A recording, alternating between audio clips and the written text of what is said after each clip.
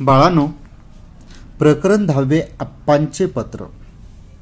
त्याचे रचयिता लेखक अरविंद जगताप आहेत. खरं तर एक प्रसिद्ध कवी, गीतकार, पटकथा लेखक, सिनेमा, कला, साहित्य, दूरदर्शन या क्षेत्रांसाठी त्यांनी विपुल प्रमाणात लेखन केलेलं आहे, विपुल प्रमाणात साहित्य लिहिलेलं आहे. खरं तर त्यांच्या लिखाणामध्ये हास्य असतं, त्यांच्या लिखाणामध्ये एक प्रकारची भावउत्कटता असते, संवेदनशीलता असते, अशा नाना प्रकारच्या विषयाला स्पर्श करणारं साहित्य असतं. अनेक मराठी, हिंदी चित्रपटात, मालिकेत सुद्धा त्यांचे लेखन या ठिकाणी मोठ्या प्रमाणात प्रसिद्ध झालं आहे. सगळ्यात महत्त्वाची गोष्ट म्हणजे जी विनोदी मालिका आहे चला हवा येऊ द्या, त्यामध्ये जे पोस्टमॅन काका असतात, तो पोस्टमॅन काका जे पत्र वाचतो ना, ती सगळीच्या सगळी अरविंद जगताप यांचीच असतात बरं का या ठिकाणी. खरं तर त्यांचं एक पुस्तक आहे, पत्रास कारण की. या पुस्तकात त्यांनी अनेक पत्र प्रकाशित केलेली आहेत या ठिकाणी, आणि त्यांच्या या पुस्तकाच्या पत्रातलंच अनेक वर्तमानपत्रात, नियतकालिकेमध्ये हे पत्र छापून येत असतात. खरं तर त्यांचे अनेक गीतंसुद्धा आहेत या ठिकाणी. 2012मध्ये या ठिकाणी त्यांना वेगवेगळ्या पुरस्कारांनी सन्मानित केलं. उदाहरणार्थ सह्याद्री सन्मान पुरस्कार किंवा व्ही शांताराम पुरस्कार, अशा अनेक पुरस्कारांनी ते सन्मानित सुद्धा आहेत या ठिकाणी. खरं तर सध्याचा काळ, आधुनिक काळ हा मोबाईलचा काळ आहे, भ्रमणध्वनीचा काळ आहे. अशा अवस्थेमध्ये पत्र हे आता येणं आणि जाणं खूप दुर्मिळ झालं. अशा अवस्थेतही पत्रांचं महत्त्व एक जिव्हाळ्याचा विषय आहे, हे या कथानकातून, या प्रकरणातून आपल्याला दिसून येतं या ठिकाणी. बाळांनो, शाळेचे दिवस तुम्हाला नक्कीच आठवत असतील. या ठिकाणी अगदी बाल्य अवस्थेमध्ये, अंगणवाडीपासून आपण 10वीपर्यंत शाळेमध्ये या ठिकाणी आहोत. जवळजवळ 10 ते 12 वर्ष शाळेच्या सान्निध्यामध्ये आपण काढलोत. म्हणून या शाळेशी आपलं खूप जवळचं नातं असतं या ठिकाणी. मित्रांनो, शालेय वातावरणात तुम्ही अनेक वर्ष राहिलात म्हणून या इमारतीवर, या बाकावर, या फळ्यावर तुमचं अतोनात प्रेम आहे. तसं शिक्षकांवर, मुख्याध्यापकांवर तुमचं अतोनात प्रेम आहे. त्याचप्रमाणे शिपाई जे असतात, शिपाई काका असतात, त्यांनाही तुम्ही चांगल्या प्रकारे ओळखता, त्यांचाही जिव्हाळा तुमच्याशी निगडीत असतो या ठिकाणी. म्हणूनच या प्रकरणामध्ये कोणतं काम छोटं आणि कोणतं काम श्रेष्ठ असं काही नसतं. कोणतंही काम असो, अगदी खालच्या पातळीचं असो किंवा श्रेष्ठ पातळीचं असो, पण जर तुम्ही ते प्रामाणिकपणे, कष्टाने, अगदी मोठ्या मेहनतीने जर करत असाल तर ते काम तुम्हाला मोठं करतं, हा संदेश देणारं एक शुभेच्छापर पत्र या ठिकाणी त्या शाळेतील एका सेवकाने, चपराशाने, म्हणजेच याचा अर्थ या ठिकाणी शिपाई काकाने लिहिलेले आहेत. चला तर मित्रांनो, आपण हे पत्र व्यवस्थित त्यांच्याच मुखातून, त्यांच्याच पद्धतीने समजून घेण्याचा प्रयत्न करू. काय म्हटले बघा, प्रिय विद्यार्थी मित्रांनो, या ठिकाणी तुमच्याशी खूप दिवसापासून बोलायचं किंवा खूप वर्षापासून बोलायचं होतं ते राहूनच जातं. त्याचं कारण काय माहिती आहे का? नेहमी या ठिकाणी तुम्ही घाईत असता, आल्या आल्या प्रार्थना होते, सरळ वर्गात जाता.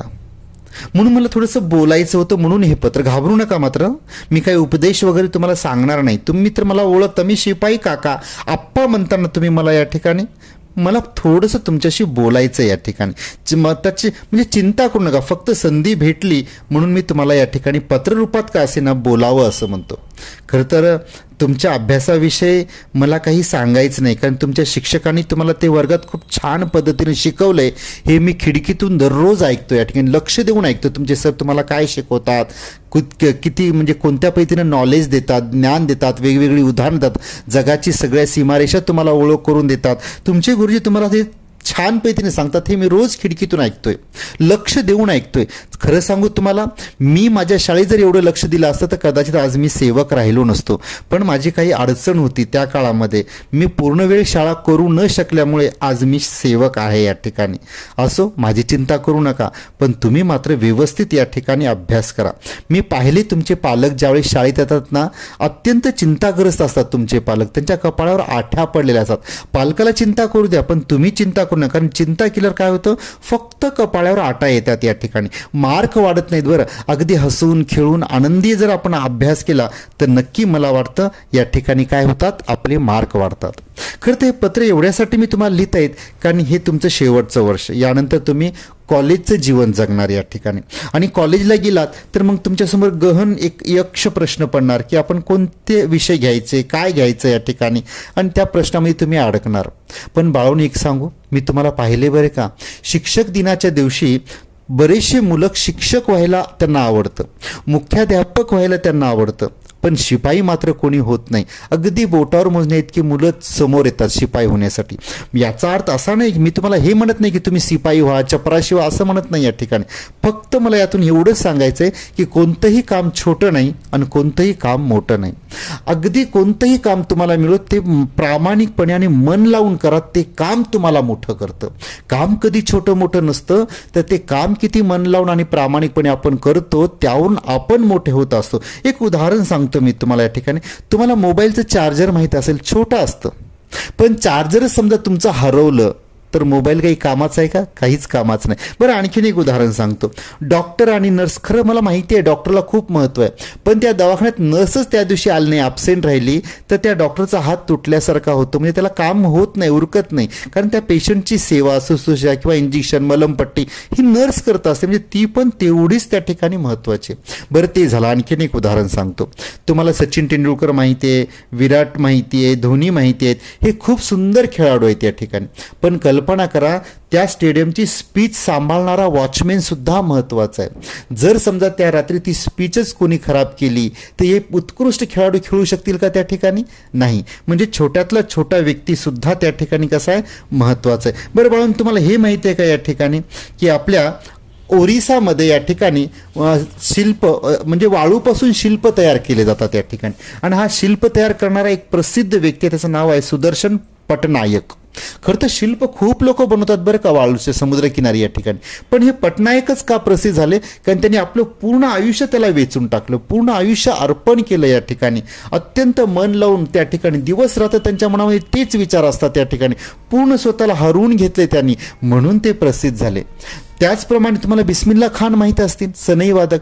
तसं गावोगावी अनेक खेड्यामध्ये सनई वादक खूप आहेत आपल्याकडे, पण ते प्रसिद्ध झाले नाही. पण बिस्मिल्ला खानच का झाले? कारण त्यांनी सुद्धा आपली पूर्ण हयात त्या सनई वादनाला, सनई संगीताला अर्पण करून टाकलं, मन लावून प्रामाणिकपणे त्यांनी वाजवलं, म्हणून ते या ठिकाणी प्रसिद्ध झाले. म्हणून बाळांनो, कोणतं काम छोटं किंवा कोणतं काम मोठं हा प्रश्न नसतोच, आपण ते काम किती प्रामाणिकपणे मन लावून करतो हे मात्र महत्त्वाचं असतं.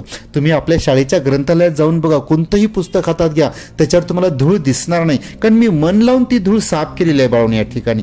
आणखीन एक बाळांनो, मी जेव्हा जेव्हा तुम्हाला कोणाला विचारतो बेटा मोठं झाल्यावर तू काय होणार, तर 90 ते 99% मुलांचं उत्तर काय येतं? मला डॉक्टर व्हायचे, मला इंजिनियर व्हायचे. मला एक प्रश्न पडतो, जर सगळेच डॉक्टर झाले तर मग पेशंट कोण होणार? पेशंटला इंजेक्शन कोण देणार? का एकमेकाला इंजेक्शन लावून घेणार, का आपलं आपलं लावून घेणार? आणि जर तुम्ही सगळेच इंजिनियर झालात तर घर कोण कोणाचं बांधायचं या ठिकाणी? खरं तर खूप गंभीर प्रश्न आहे. जर सगळेच डॉक्टर झाले आणि त्यांना जर काम मिळत नाही, रोजगार मिळत नाही, पैसा मिळत नाही, तर मग ते काहीतरी वेगळ्या कामाला लागतील या ठिकाणी. हे चुकीचं आहे बाळांनो या ठिकाणी. ज्याला ज्याच्यात आवड आहे त्यानं त्याच्यामध्ये आपलं करिअर तयार करायला पाहिजे. मी तुम्हाला बालपणापासून पाहतोय, तुम्ही फुलपाखराच्या मागं पळत होता. तुमच्यापैकी एखादा मुलगा फुलपाखराचा अभ्यास करणारा, त्यांचे रंग, त्यांच्या जाती, त्यांचं आयुष्य, त्यांचं जगणं, त्यांचं खाणं, जर यावर कोणी बारकाव्याने अभ्यास करून PhD केला तर मला ते आवडेल या ठिकाणी. तुम्हाला माहिती आहे बाळांनो, आपल्या वर्गाची 10वीच्या वर्गाची एक खिडकी आपण कायमस्वरूपी बंद केलेली आहे मुख्याध्यापकांच्या आदेशानुसार. का माहिती आहे? कारण त्या खिडकीच्या बाहेर या ठिकाणी मधमाशाने आपलं घर एक पोळं तयार केलेलं आहे. त्या मधमाशा तुम्हाला चावू नये म्हणून ती खिडकी बंद आहे, पण माझी इच्छा होती ती खिडकी उघडायची. तुम्ही ते मधमाशा बघा किती कष्ट करतात या ठिकाणी, किती कष्ट आहे त्यांचं. अगदी एक थेंब गोळा करायला त्यांना पूर्ण दिवसभर अनेक फुलातून मकरंद घ्यावा लागतो, तेव्हा कुठं एक थेंब बनतो. त्यांचं घर बघा बाळांनो, किती सुंदर त्यांनी घर बांधले. असं घर आपल्याला बांधता येईल का? असं कष्ट आपल्याला करता येईल का? जर तुम्ही त्या मधमाशांना पाहिलात तर कष्ट किती सहन करावं लागतं, कष्टाची किंमत किती असते, ही गंमत सुद्धा तुम्हाला त्यातून शिकायला भेटेल. तुमच्यापैकी कोणीतरी असं घर बांधणारं मला भेटावं, असे कष्ट करणारा मला पाहिजे तुमच्यापैकी. बाळांनो, तुम्हाला एक छोटीशी गोष्ट सांगतो, मेहनत काय असते. मुंबईमध्ये एक असा ग्रस्त आहे जो दर रविवारी आपल्या नळ फिटिंगचं सामान घेऊन घरोघरी फिरतो. कोणी त्याला बोलवत नाही, तो जबरदस्ती त्या घरी जातो. त्या घरी जाऊन काय म्हणतो माहिती आहे? तुमच्या बाथरूमचं, तुमच्या बेसिनचं नळ गळते का, पाणी टपकते का या ठिकाणी, आणि तो नळ फिट करतो, तेही मोफत, कसलाच प्रकारचा रक्कम किंवा पैसा न घेता घेता कल्पना करा, त्याने आयुष्यभर ते काम दर रविवारी फुकट केले, कितीतरी लिटर त्याने पाणी त्या ठिकाणी मुंबईचं वाचवले. असं काहीतरी तुम्ही काम करा बाळांनो या ठिकाणी, जेणेकरून तुमचं नाव मोठं झालं पाहिजे, लोकांनी तुमचं उदाहरण पुस्तकात लिहिलं पाहिजे, लोकांनी तुम्हाला भाषणात वापरलं पाहिजे. असं काहीतरी मोठं व्हा बाळांनो. आणखीन एक गोष्ट सांगतो मी ऐकलेली. एका मुलाने आपल्या वाढदिवसाचे पैसे झोपडपट्टीतल्या नाल्यावर पूल बांधण्यासाठी दिले, कारण त्या झोपडपट्टी म्हणजे लाकडी पूल होता, तो मोडकळीस आला होता आणि बरेचसे लोक त्या नाल्यामध्ये पडून मृत्यू पावले होते. तो पूल सुरक्षित चांगला असावा म्हणून त्याने आपल्या वाढदिवसाचे पैसे तिकडे दिले होते. असं खूप काही आहे बाळांनो काम करण्यासाठी. अशा खूप गोष्टी तुम्ही सहजतेनं करू शकतात.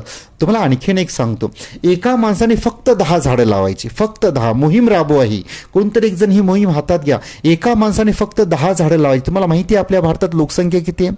2011 नुसार 130 कोटीपेक्षा जास्त आहे आणि आता 2022 कडे आपण चालू, जवळपास 140 कोटी आपल्याकडे लोकसंख्या असायला पाहिजे या ठिकाणी. 130च धरली, जर 130 गुणिले 10 करा, बघा आपला देश हिरवागार होऊन जाईल, सुजलम सुफलम होऊन जाईल या ठिकाणी. निसर्ग आपल्याकडे प्रचंड वाढेल या ठिकाणी. म्हणून कोणीतरी तुमच्यापैकी एकाने ही मोहीम हातात घेतली पाहिजे, हा उपक्रम हातात घेतला पाहिजे आणि नुसती झाडं लावली पाहिजे या ठिकाणी. तुम्हाला जर मी विचारलं कार्टूनची नावं तर तुम्ही पट कार्टूनची लोकांची नावं सांगसाल, पण जर मी तुम्हाला विचारलं 10 झाडांची नावं सांगा रे, तर तुम्हाला आठवावं लागतं.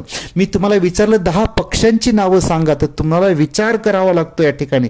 पण जर तुम्ही झाडं लावलात तर अनेक पक्षी, अनेक झाडं तुमच्या नजरेसमोर असतील आणि तुम्हाला ती नावं पण कळतील बाळांनो या ठिकाणी.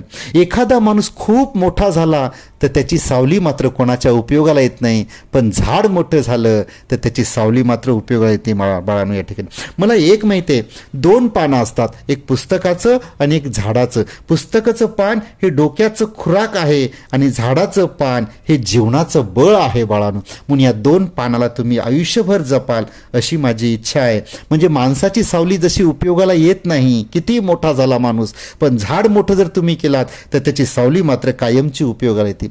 माहिती आहे बाळांनो, तुम्ही मोठे होणार, काहीतरी होणार, पैसा खूप कमवा, बिलकुल कमवा, मी नाही म्हणत नाही. माणसं काय करतात, पैसा खूप कमवतात आणि आपण किती श्रीमंत आहोत हे दाखवण्याचं प्रतीक काय, आपल्या दारासमोर 4 व्हीलरची 4 चाकी गाडी लावतात. ज्यांच्या घरासमोर 4 चाकाची गाडी असेल तर तो माणूस खूप श्रीमंत.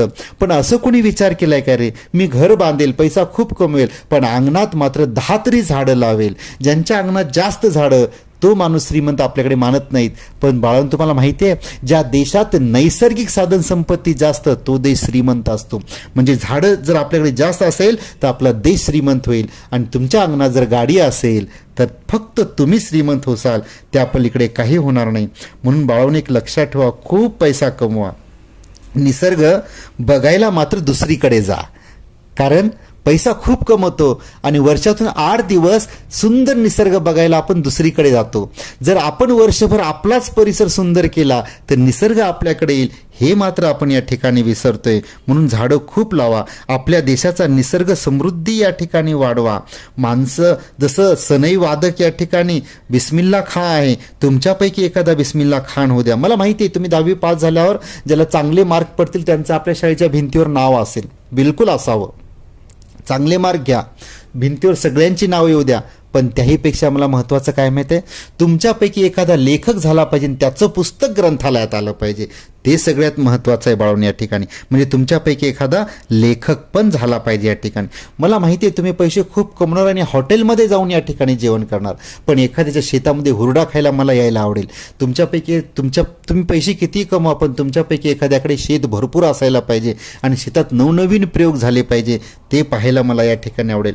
वेरूळ अजिंठा तुम्ही पाहिलात बाळांनो सहलीमध्ये या ठिकाणी, तसं आपल्या पूर्वजांनी बांधलेलं वेरूळ अजिंठा जसं आहे तसं एखादं स्मारक तुम्ही बांधावं, काहीतरी नाविन्य तुम्ही करावं, ते पाहायला मला खूप आवडेल बाळांनो.